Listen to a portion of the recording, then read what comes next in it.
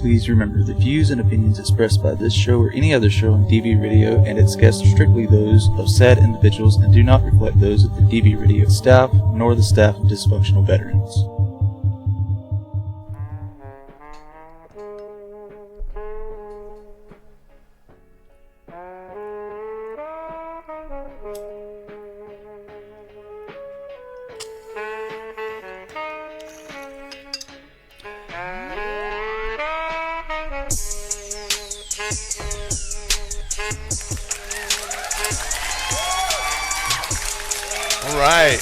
Ladies and gentlemen, coming to you from a very real studio audience in Studio 395 in San Diego, California.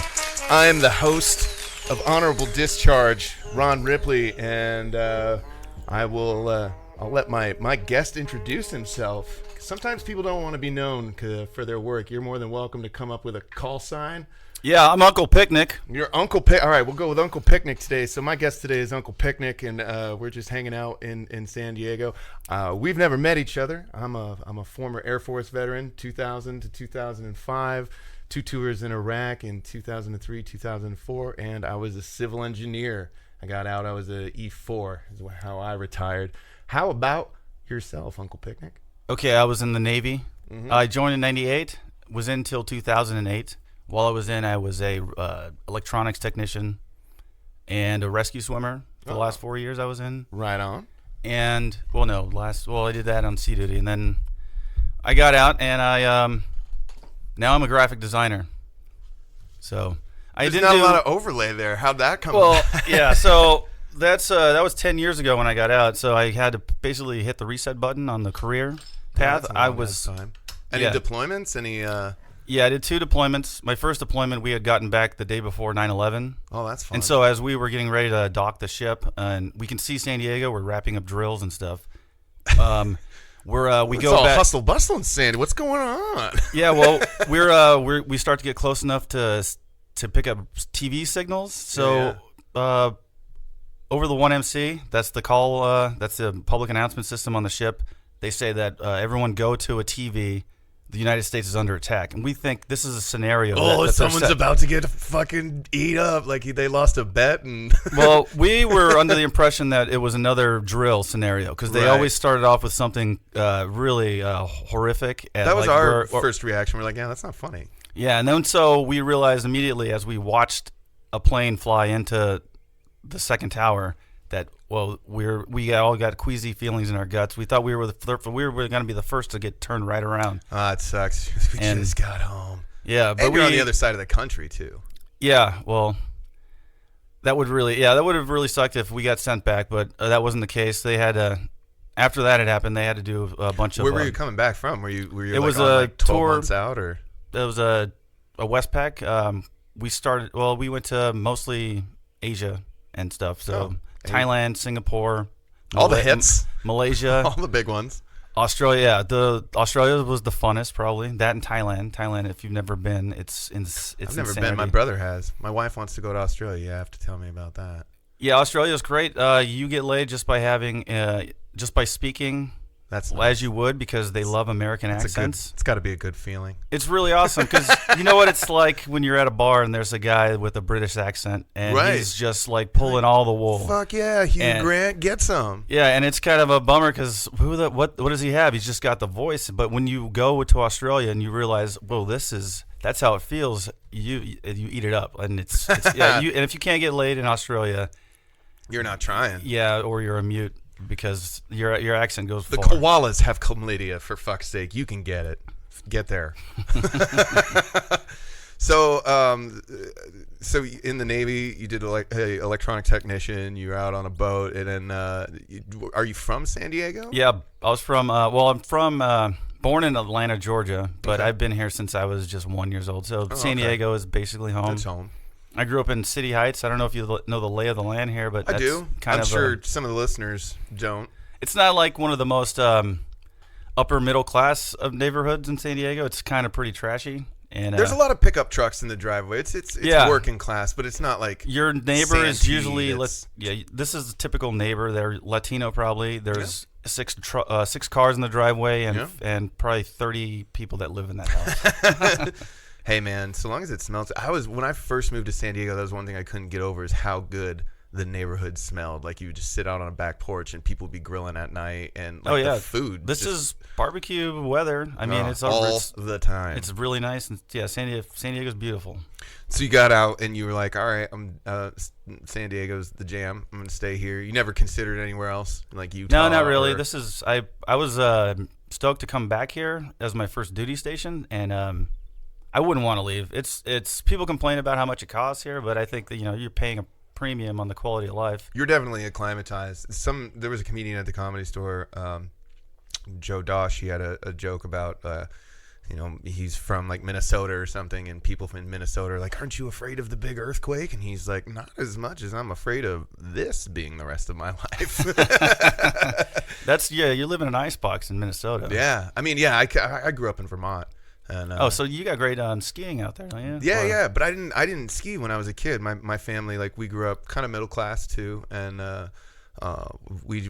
my parents were like intellectuals. My mom was like a college teacher, and my dad worked for IBM. We didn't go to the mountain and do stuff like that. Your favorite movie was books, probably. I wasn't, man. I was like super ADD. Like I remember like going to restaurants and stuff, and like the whole family would be reading. Oh yeah, and I'd be like making like little dinner roll dancing with straws and forks and stuff like that. I was always goofing off. So I wasn't the reader. My family is full of readers. Yeah, my dad is kind of he's a software engineer, and he's been doing that since they had to write programs on punch cards and binary and stuff. And so he's kind of an egghead, but I just went the opposite direction. I was always interested in drawing. And I was always told like, artists starve. So be an engineer. Was your mom artistic or something? Where'd you get the artistry from? I don't know. I think it might have something to do with like birth order, I've heard, because I started, when I was, in school and learning about Jungian theory and whatnot, and birth order affecting you, and I'm more like I have more empathy than my older sibling. That's interesting. I'm more like I've always been just drawn to drawing pretty much. How many siblings do you have? I have 4 total, so there's 5 of us. Which one of them do you hate the most? That's a good question. That's Daniel, easily Daniel. There's a lot of there's some deep wounds. No, I'm fine. Well, it's interesting. Families are so dynamic these days. We were talking about it at the store the other day. This guy Alec Parent and we were talking about step sibling porn, and I was like, "Yo, dude, I don't get all the dude, step bro catches step sis cheating, makes him suck her off for it's on everything." Yeah, and we were talking about it, and it's like there was like sometime at like the 90s and the 2000s, and maybe even earlier, where like divorce became more common, and whereas like I'm 37 and I grew up with that, your parents, they stick together and that's what marriage is, right or wrong, highs and lows, ups and downs. And somewhere along the line they were like, if I'm getting beaten every day, I'm going to leave them. I'm not going to try to fix that. And divorce became more common, and it was just like more accepted. So like I didn't grow up in a time where everyone I know had step siblings, but I imagine like for young people now that are just especially now, like I'm still under the impression, like I come from that upbringing of husbands and wives stay together forever. But as you grow up and you have friends that get married, and you realize quickly that they have no business being married. Oh, especially in the military too. Oh yeah, because a lot of times people do. Well, everyone's doing dumb shit when they're young, but joining the military could be one of those dumb things that we've done. Oh yeah. But you can compound that by marrying another dumb person and getting married for the ability to live off a base and get more of a paycheck. And I just saw somebody today, last week, that they were military, and they were just like, it's a convenience marriage. I'm like, there's an angle there. I suppose. You have to be, I guess, a little more business savvy to be able to pull it off correctly, but there's way too many emotions involved, and at that age you're both just horny. If you can strictly platonically be a roommate with somebody and have that false marriage and be like, yo dude, it's just on paper, we are making bank in Hawaii right now, we're putting a lot of money away, we're setting ourselves, it's really awesome working with you. Like you said, like have a very business minded savvy to it. Yeah, that's just too much. For me, that just seems a little too. Young people cannot live in close quarters without wanting to fuck each other from time to time. It's gonna happen. The thought crosses minds. I think everyone can agree on that and be like,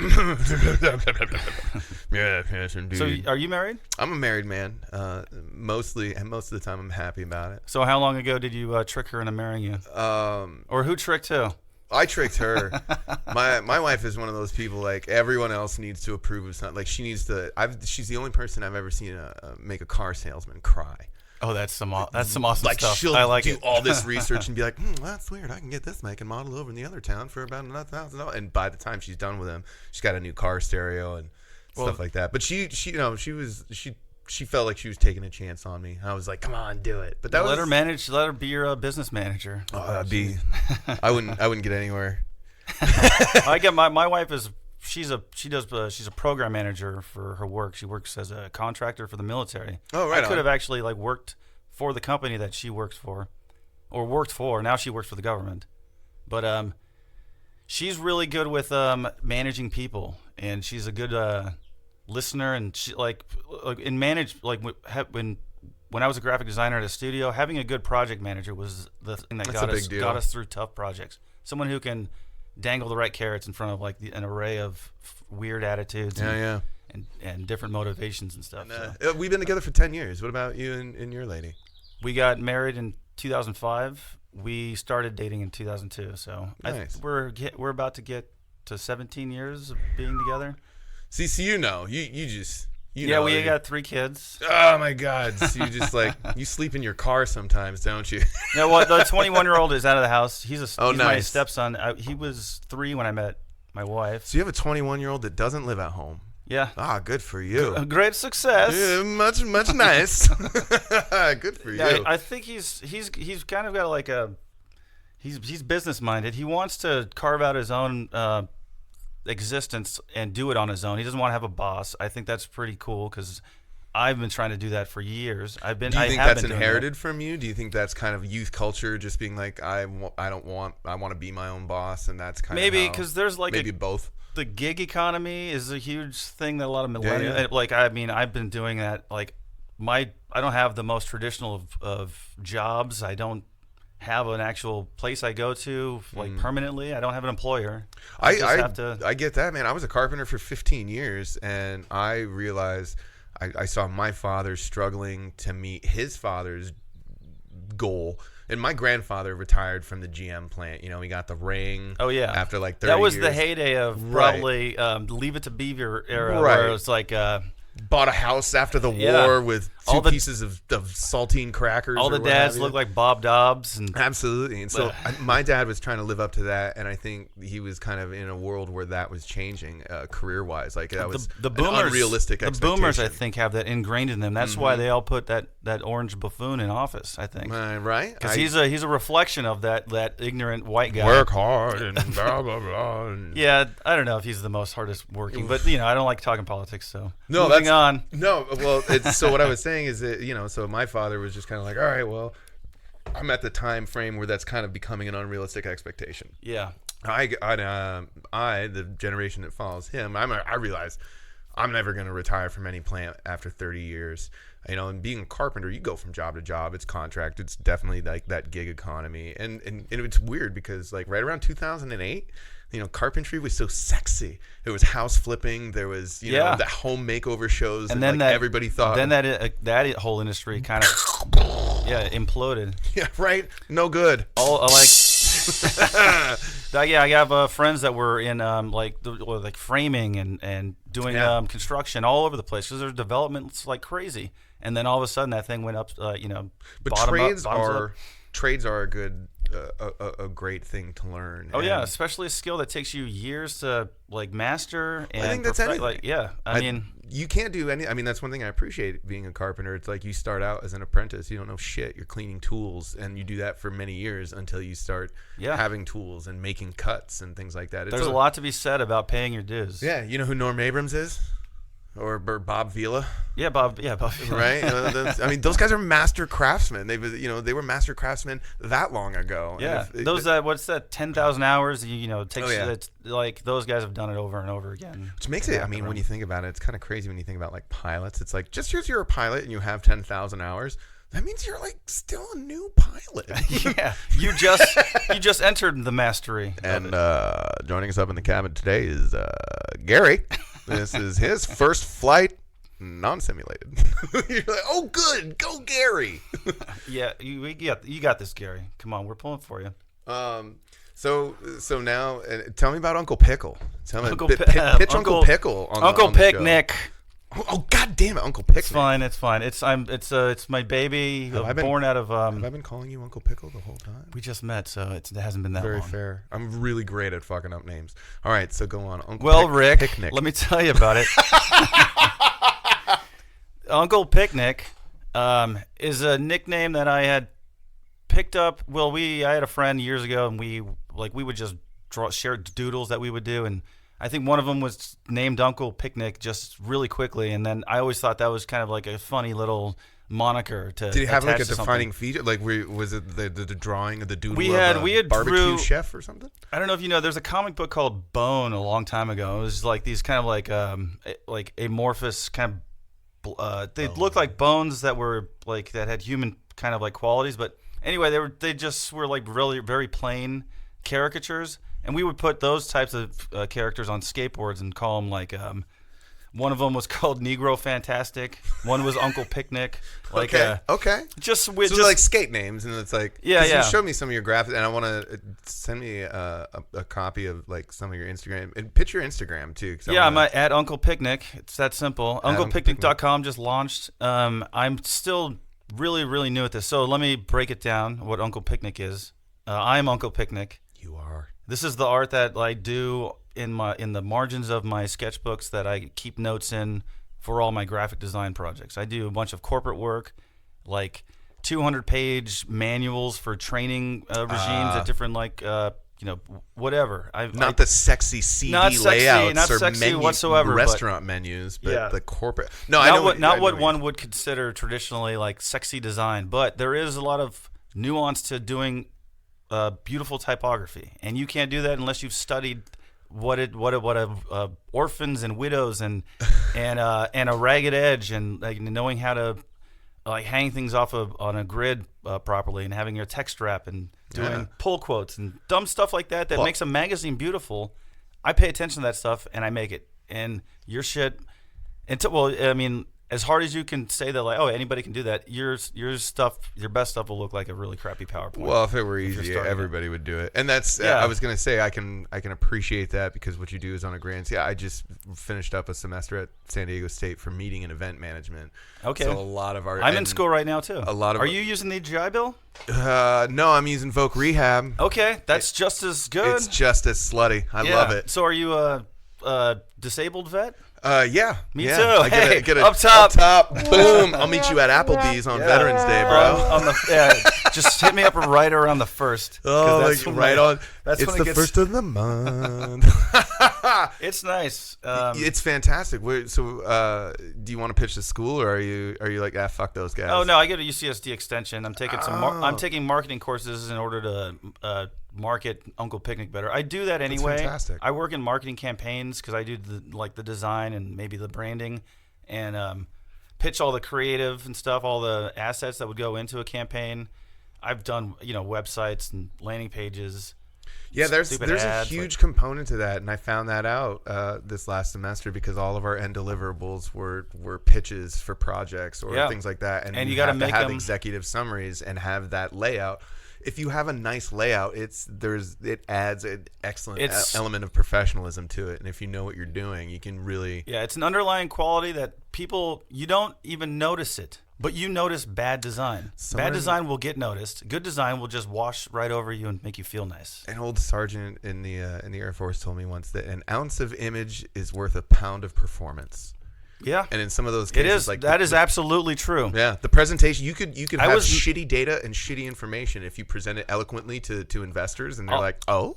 I'll give you a military example. In boot camp, I realized really quickly that I just needed to have my boots shinier than everyone's, Absolutely. my military pressed better than anyone's, and they would fucking put me in charge. Yeah. And so I got a meritorious promotion in boot camp just for keeping a low profile. Well, and making sure my shit was shined. It's the Navy. Don't break your arm jerking yourself off. Yeah, I know. Look. What do you know about joining the military yourself? now? Because I don't know that I could do. I'm 37. I wouldn't join right now. It seems too volatile unless you got a hard on to go to a fucking war. Well, I mean, and maybe that's why some people do it. I mean, it is a nice proving grounds. The military is always a good proving grounds. You want to find out what the fuck you're made of. That's a place to do it. But like now, it's like basic training. You can have fucking cell phones. You can call home. I don't really. That's there's a lot more lax. There was actually just a thing about Marine Corps drill instructors at Paris Island, female unit getting fucked up for roughing up recruits or some such shit. And it's like the female units. Yeah, dude, they're getting hard over there. Women are pretty fierce, and they have to be in today's world. It's like I think that's if there's anything the male society has taught them is like women have to push harder to get past dickheads like us. Yeah, the people that are resting on their laurels, enjoying the benefits of the society that benefits them the most, they got to watch their backs because the people that are struggling are gonna fucking figure out a way to crack into that system. And I just think that the military would be a dangerously politically correct society to be a part of right now when the world is just so. I mean, because the military, you got to do hard shit. Yeah. Well, I don't so much mind the political correctness. It just means you got to work a little harder to not look like an asshole all the time. Well, and being an asshole is super easy. There's nothing difficult about being respectful, but I just think of like in the moment, like you can get someone on like once you develop a relationship, then you can start peppering in N-words, and then they'll know you're not a racist. Well, what do you think about this? We don't have to talk about it if you don't want to, but like an issue like transgender individuals in the military. And I mean, I don't know. It'd be weird to have like I don't know if that would be weird anyway, because there's so many like weird bodies. I just, part of the fun of the military is meeting people from all walks of life. Oh yeah, that doesn't disturb me. Like showering with a transgender, I don't think anybody's doing that. Even if they are, like, it's a less than a 99th of a 1% or something like that. It's such a rare situation. What I do, my actual concern is like if you've been in the military for 1 year and then all of a sudden you say I want to go through the procedure to become the individual that I identify with, that takes you out of the fight for like a long ass time. Yeah, you could like I think you might be better off being discharged from medically, so you can go and take care of your what it is you want to do. Because if you're off the because it's all about readiness, and that's why it takes you out of the fight. Yeah, I never went to the dentist so often and on a regimen than when I joined the military, and that's true. Because when you're at sea for months at a time, dental procedures could they takes a man out of a fight if you have emergency dental procedures. If you gotta get a root canal or something, yeah, you can't or get just out of your ass impacted for wisdom 4 days. teeth and stuff. That is like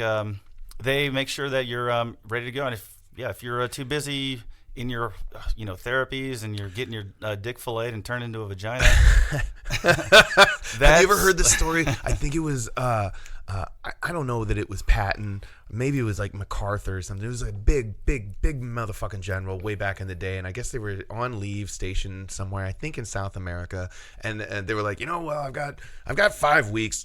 I want the docs to take my appendix out. And the docs are like, you don't need to have your appendix out. Like, he's like, but I might in a year when I can't be out of the fight at that time. So fucking take it out. And they're like, are you serious? That sounds a little extreme. That's super hardcore. Yeah.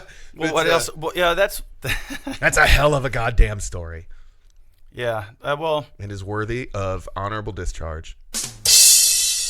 Yeah, I don't have a problem with. I had gay friends or friends that I like knew easily that in my work center, and then they came out, and then how am I gonna stop being friends with this guy that I had we had gotten into bar fights with in Thailand, and this guy's got my back, and that guy likes men. We're friends, but he can punch him in the face like a motherfucker. I got him. We're homies. And I'm pretty sure he doesn't want to bang me anyway. On stage, I always had. I have stories about. I always say like, I was in the military in the years before they repealed Don't Ask, Don't Tell, and we call those the rainbow years. It was like some of the gayest shit I've ever seen in my life happened in those rainbow years. You know, like Hump Day Wednesdays. And just like a game where like if you can't break a finger circle, you get to punch somebody in the ass. Like, yeah, we if we had homoeroticism everywhere in the Navy, it's called we call it it ain't gay if it's underway, because the whole ship gets a little like. So what the goal here is it's not gay if it's TSA now. The goal here is to find out whose buttons can't on that, like who's the biggest homophobe is what you're trying to find out. Because the guy that's the biggest homophobe is the guy that you're going to go after. Pick on, and you're just like, yeah, because like get over it, bro. Because it's funny. It's There's like cocks everywhere. Deal with it. But if you want to play gay chicken with me, we're going to be like, we will make out, motherfucker. This is the Navy. You seen the like the corpsmen wear, or the medics? They got the caduceus. Our snakes are going to wrap around. Yeah. We don't stop at gay chicken until we're inside each other. That's good, and you shouldn't. But that's like. Bro, that's like you win. You're the man. If I know. If you if someone is cupping your balls, just like looking at you like, I'm gonna lick your chin. I'm gonna do it. I'm gonna fucking do it. But you don't break. You're just like, go for it. I don't care. It's been a week since I've had my chin licked. Then it becomes more of it's like a performance. It really is. And I like that, and that's where, I don't know, I think there's like that nuance that's lost on people. They're like, you cup somebody's balls?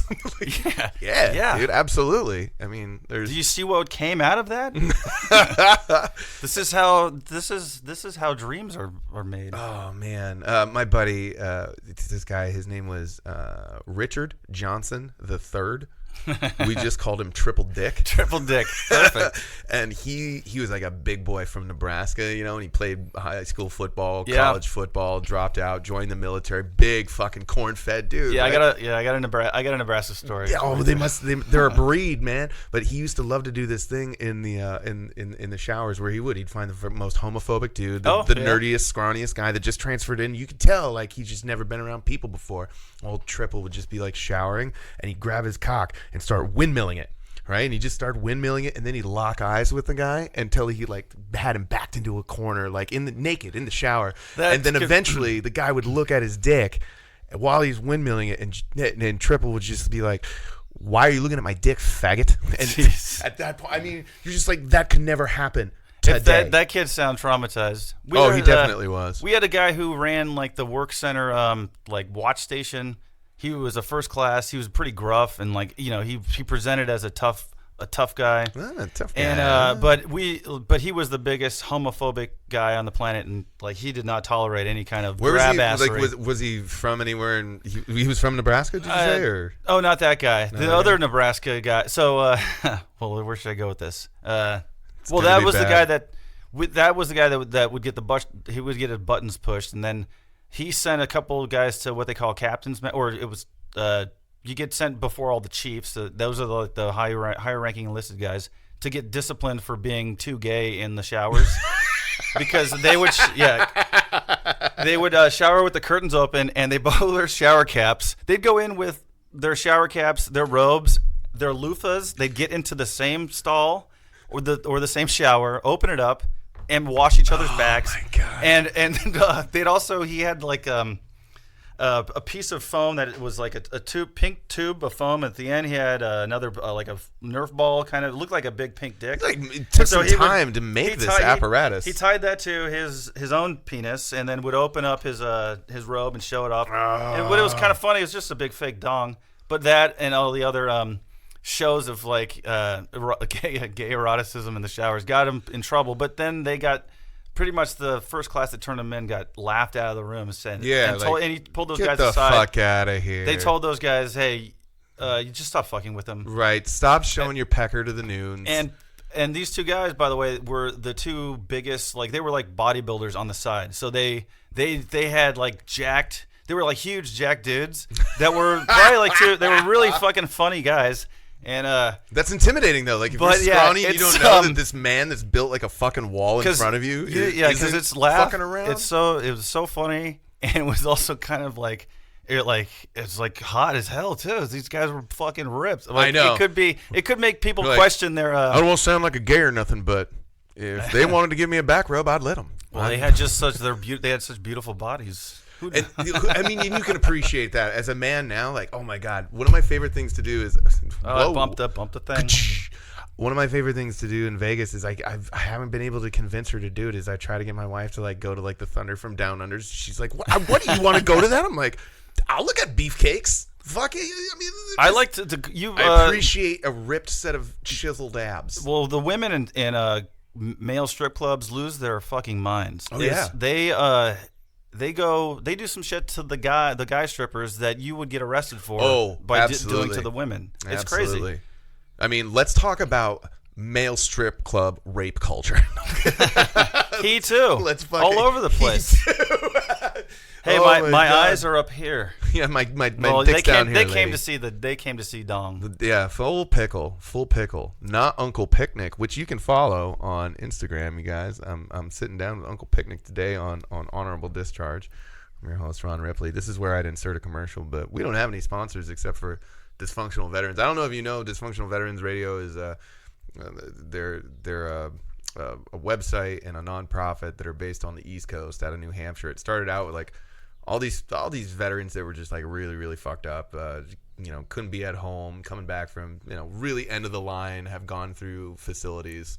Yep. And they just set up this farm out in the middle of New Hampshire, or at the bottom of New Hampshire, and they're just like, come out, work on the farm, figure your shit out. It's like a rehab recovery retreat, area, small facility, but you can bond with some other guys that are going through some shit, and they've got guys that have been there for long periods of time. They've got guys that have been there for short periods of time, but it's a really impressive facility.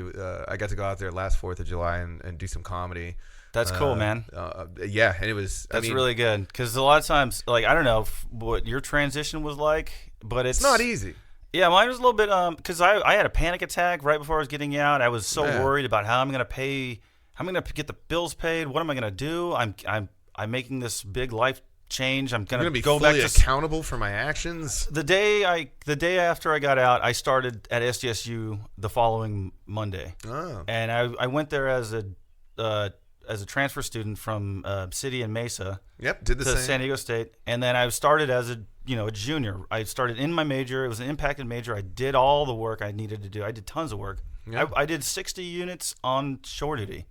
Wow. My last couple of years. And I've transferred and after my time in, I went straight into San Diego State and got the GI Bill and that's good living right there. Yeah, but leading up to that was really difficult. Like, I don't know, just kind of a mind fuck. I had a panic attack. I was like deeply worried about like how am I gonna fucking pull this off? Because the Navy's or the military takes care of their people. Well, they not only take care of you, but they just get you conditioned to be like. And it's one of those things like, dude, don't worry. Well, that's how they get job retention. Don't worry about your rent. Don't worry about this. Don't worry about your health care. They got it all. Like, we need you to be focused again on the fight and stuff like that. So they take that worry. When you were getting out, were people trying to convince you otherwise to stay in? Because I was getting heat from all kinds of people. Oh my God, my 2 people gave me great advice. One was a guy I just deployed from Iraq with, and he was at 16 years in.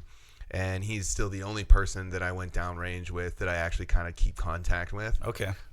His piece of advice was, let me tell you something, Ripley, you're never going to make so much money for doing so little. And I was like, what the fuck, dude? We just got back from Iraq, man. We got our asses, we did some time out in that fucking desert. You telling me that was easy? And he's like, aside from deployments, you will never be paid so much for doing so little. And he's like, look at what we do here. You're a carpenter in a carpentry shop on a base in Hawaii. You run around, you fix broken fences. You're right. Base housing. But you're right though. You're putting your ass on the line. You do. And it is nice. It is nice, but they're kind of like paying you a retainer. So you can have this and chill out for a while, but your ass still belongs to us and we're going to fucking put you in a place. The second piece of advice was from a civilian who was working in the same carpentry shop. His name was Ron, and this is in Hawaii. And he looks at me and he says, Ron, we're both named Ron. Ron, go to the VA and file the fucking claim. Yeah, do it early. If you're on your way out, do it. I was like, what are you talking about? Go to the VA and file the claim because you don't think about it when you're a young man, but you're going to be an 80-year-old man that could have access to $8 heart medication.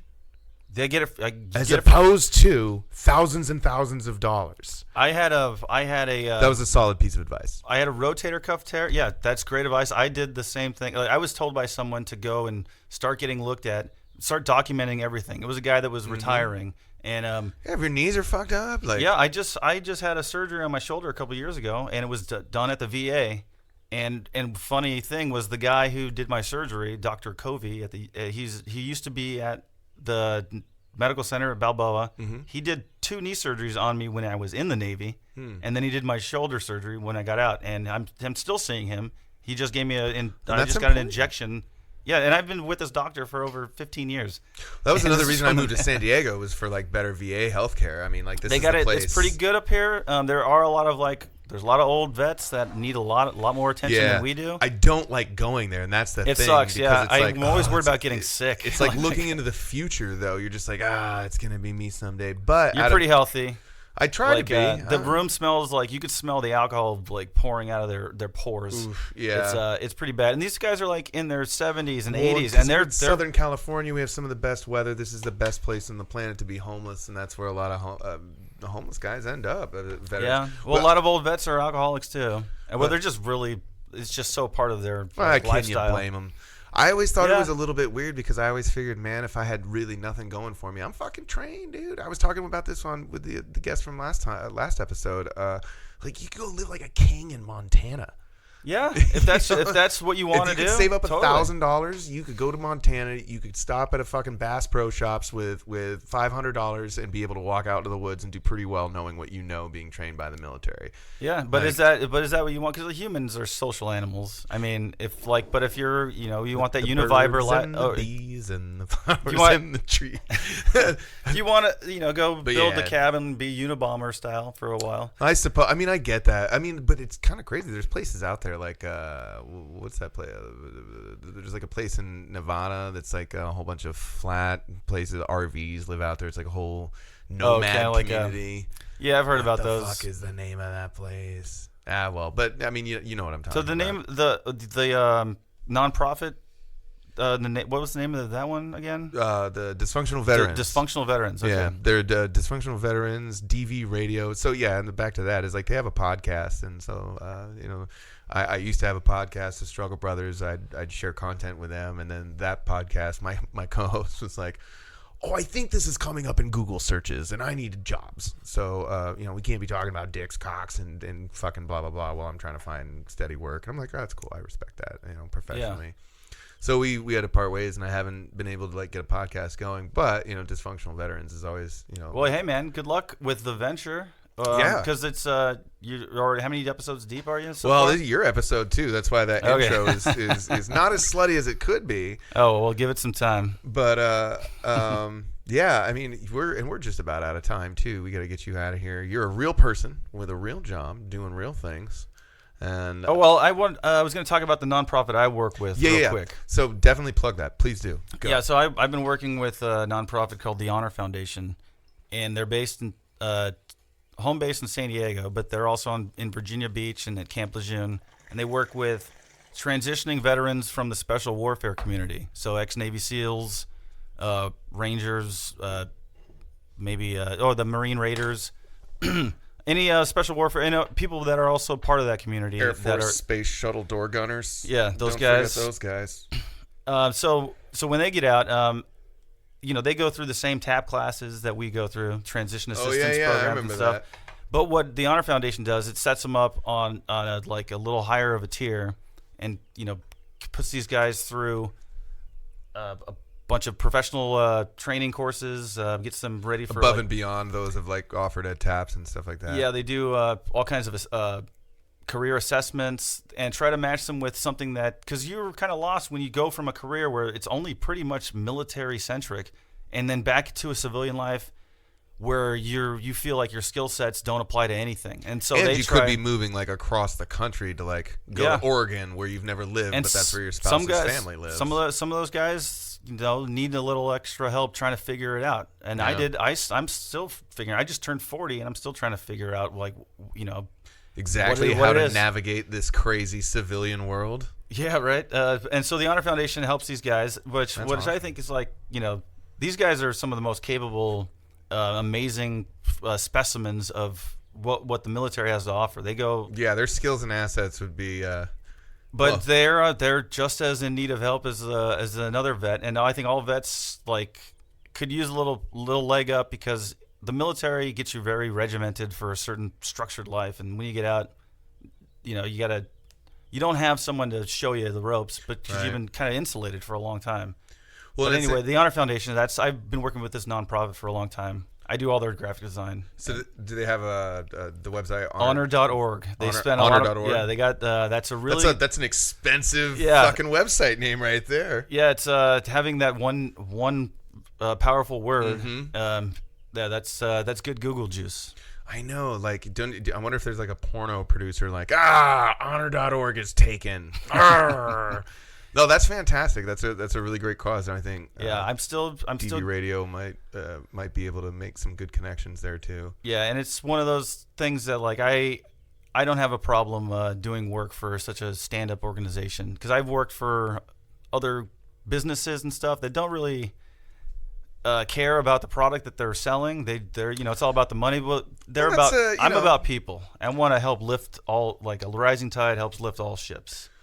Oh, I want to. Spoken like a Navy rear admiral. What was your rank again? I'm sorry. I was an E5 when I got out. You were an E5. It's funny. You know how in the Navy we have the way they promote is based on quotas and stuff. Yeah. Sometimes you hit a year where they're not trying to promote people in your rating to that rank. And I was on. After basic, I went to learn tech school, and that was at Gulfport, Mississippi, with the Seabees. And okay, so, we were intertwined with them. I worked with Green Navy for a while. Seabees are cool guys. They're all drunks, thieves. Most of the Navy are. They're fucking fantastic at what they do, though. They're like pirates, pretty much. That's a really great analogy. Yeah, the Green Navy is like the pirate Navy. They the Seabees have their underwater construction teams, mm-hmm. and then the SEALs got their underwater demolition teams. I want to meet. That'd be an interesting one on the show. If anybody ever knows a underwater welder that is CB trained, that lives in San Diego, that's kind of a niche market, right? You know what? I can probably find one, because I would fucking love to talk. I know some divers. I know a ton of SEALs. I know a bunch of. Because that's a goddamn world I refuse to get into. Fucking water, absolutely not. I was in the Air Force. They weld in darkness. They weld weld in darkness. Yeah, where it's complete. They're blinded by all the mud down there, and they're just. That's crazy too. I never really thought about that as a challenge of welding underwater, because the fucking the mud and the earth around you would be spraying they do up all all over the place. All kinds of ship inspections and stuff where they're just navigating by feel. And as a civilian, they make really hot minimum wage. They make really good. Oh, dude, it's crazy. They get $11.50 in a bag of fries at the end of every shift. No, they do really fucking well. They do pretty Underwater good. welding is a pretty hot little. Even welders in San Diego can make some good money, but I don't know anything. I had about 3 welders. From the trades around here, I mean, this city's there's nowhere to go but up. So, I mean, the welders are going to do well in the next many millennia that San Diego is an icon. When San Diego is the capital of New Northwestico. What is it? What was it in Demolition Man? San Angeles?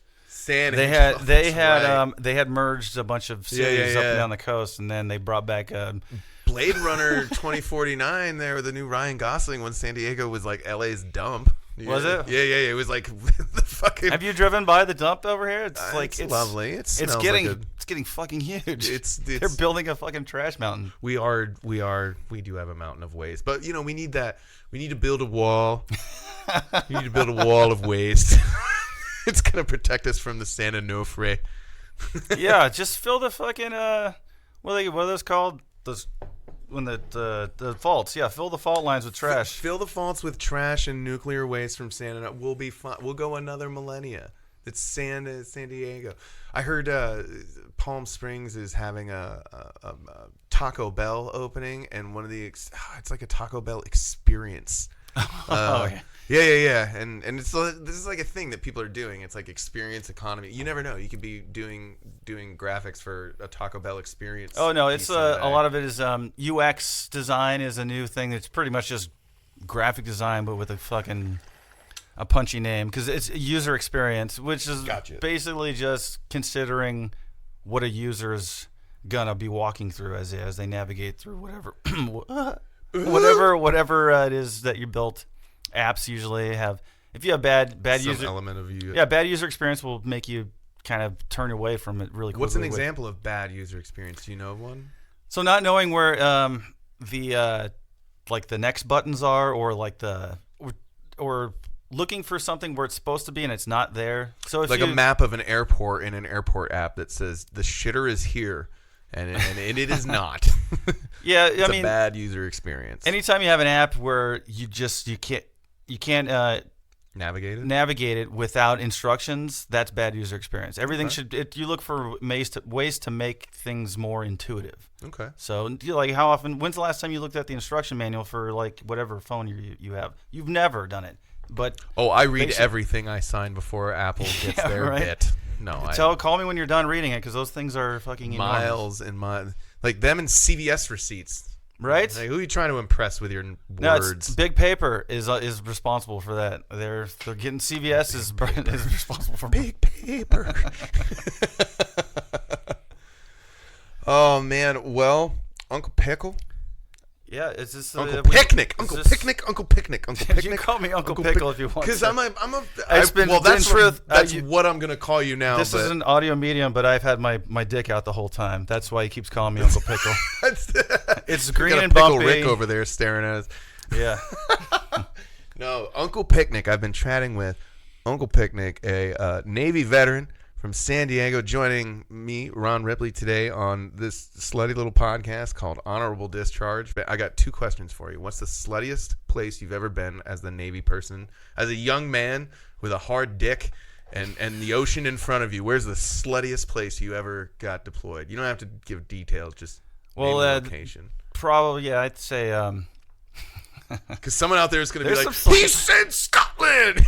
No, Homer, Alaska was pretty slutty. Oh, get the fuck out of here. Yeah, we were the first Navy ship to dock there in 40 years. And, all right, I'm going to ask, what's the SNIZZ like in Homer, Alaska? There's a lot of like vegan bald chicks that that live in the wilderness. Bald vegan wilderness chicks. Yeah, I don't know. Maybe they weren't vegan. Homer, Alaska wildlings, fucking like a Jon Snow. No, the wildlings. It is kind of like that. There's some. It just seems they were very. They treated us. They welcomed us into their homes. They said with elk. There was elk in the parking lot of the bar that didn't even. They kept the bar open all night long. And the sun never set. It was actually like 3:30 in the morning, and the sun is just kind of like teetering on the horizon still. That's fucking cool. And it's like forever, like dusk, you know. Yeah. And then it would rise a little bit in the daytime. And they did like a couple fish fries for us, and we went and played bingo at the Elks Lodge. And then they kept all the bars open. All of the hotels there were booked to capacity from all the guys on the ship. Which Navy outfit were you wearing? Like in my head, it wasn't the whites, was it? It's the no. We were. It was around. It was dress blues time. Okay, and it was like our ship pulled in.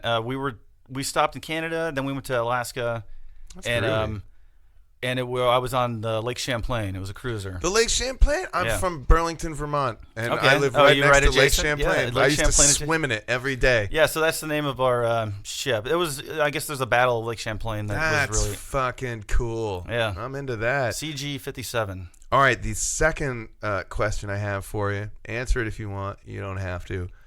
As a military veteran, when you were in the military, what's the coolest thing you ever stole? Stole? Oh, okay. Yeah! All right, hit me with it. Well, it's it's a tow missile. No.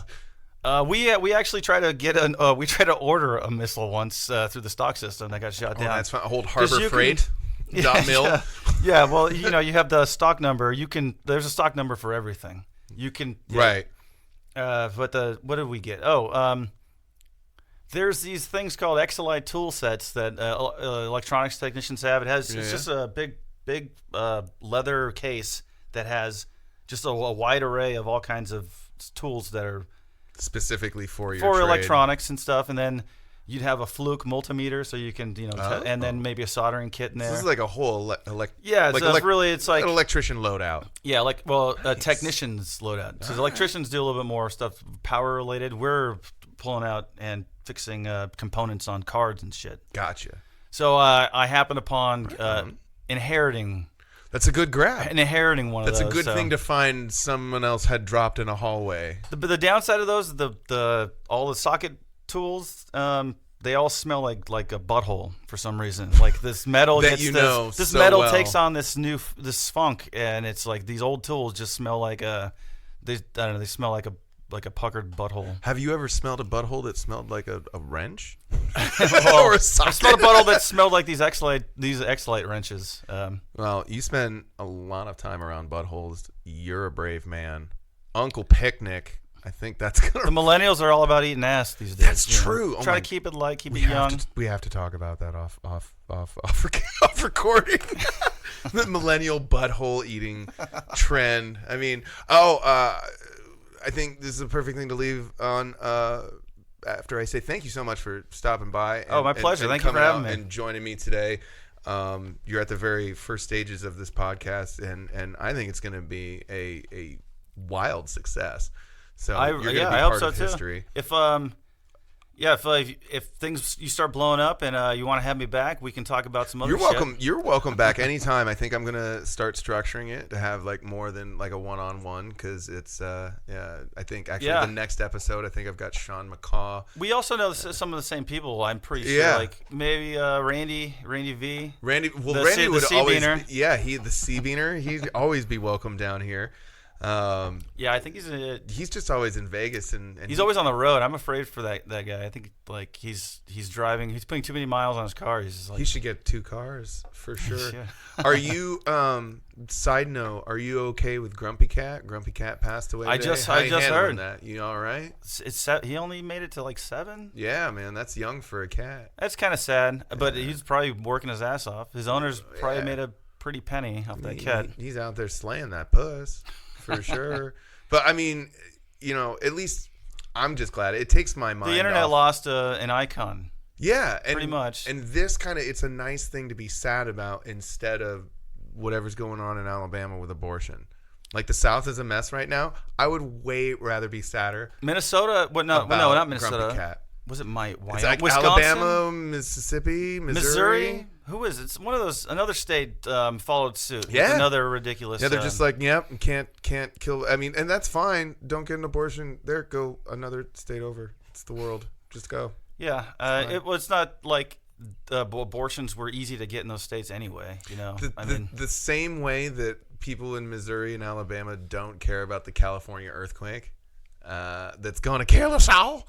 Yeah, right. I'm not really concerned about like you guys going backwards in time. Go have it. Yeah, maybe they'll attract some new. I think it's super funny. Like the internet's blowing up about the abortion thing. Boy, we tried to end this and then it got real deep. But I just think it's funny how everybody online is blowing up about it. Like, oh my God, can you believe that this is happening? And it's like, all right, well then move there, sway the vote, go live in Alabama, go live in those places, and be part of that community and say, hey, this is not what we want, and do it the right way. Yeah, because this is America and that's how that works. And they're like, I'm hard pass. Yeah, I'm kind of like laying out of the. About it. I'm staying out of the conversation because I'm not a woman, and it's that's a another very reason. it's really I'm hard. a straight white guy. I got no dog in this fight. I couldn't imagine that being an easy choice for any woman, and I wouldn't want to like that burden and that responsibility and that They have a lot to contend with, and who am I to tell them? I do have a new joke that's kind of on par with this. You want to hear it? I'm going to start working it in a sense. Okay. It came out of Mother's Day, not out of abortions, but I got a Father's Day joke if I want to hear it. Okay. All right, or a father joke.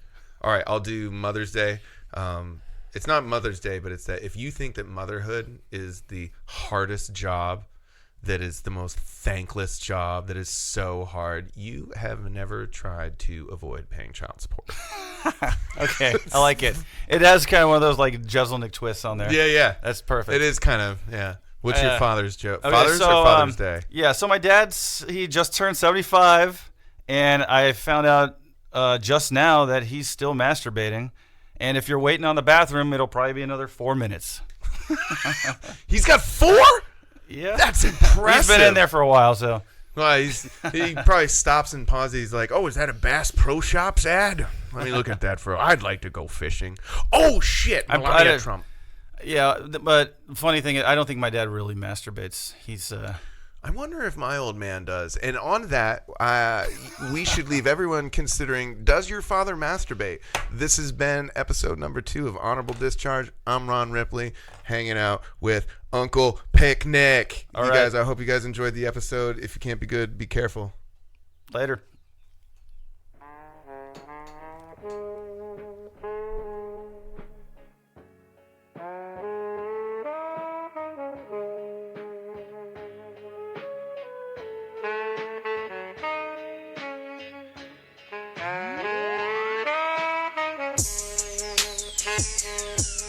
Thank you.